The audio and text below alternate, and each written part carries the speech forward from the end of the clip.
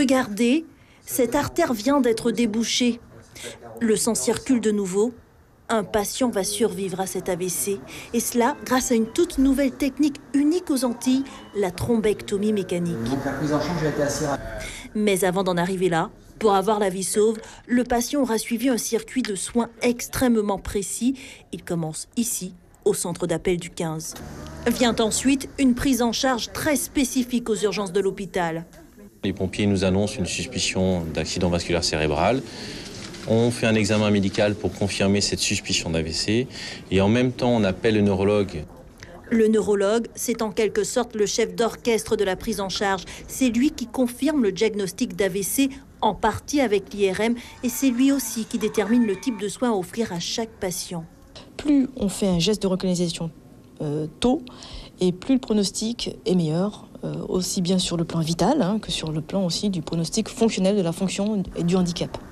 Une fois ces étapes capitales franchies, les patients ayant les AVC les plus graves pourront bénéficier de la fameuse thrombectomie mécanique. Seuls 30 hôpitaux la pratiquent en France. Inutile de dire qu'en Martinique, c'est une vraie révolution. C'est une révolution qu'on attendait depuis une trentaine d'années, qui permet de déboucher les artères du cerveau dans certaines indications dans les AVC.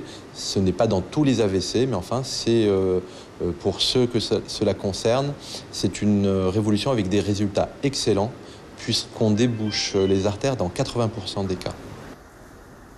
Mais voilà, il n'y a qu'un neuroradiologue hautement qualifié qui peut pratiquer la thrombectomie mécanique. Aujourd'hui, le professeur Madjoubi est donc le seul à pouvoir soigner les patients de Martinique et ceux de la Guadeloupe qui arrivent en hélicoptère et en urgence. Mais face aux résultats spectaculaires de la thrombectomie mécanique, la Société française de neuroradiologie fait venir des spécialistes sur notre île pour renforcer les équipes. C'est le cas de ce médecin.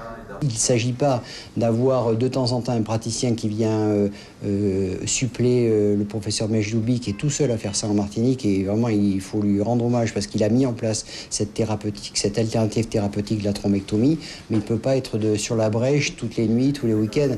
Un véritable espoir pour les 1200 Guadeloupéens et Martiniquais qui sont frappés chaque année par un AVC ischémique.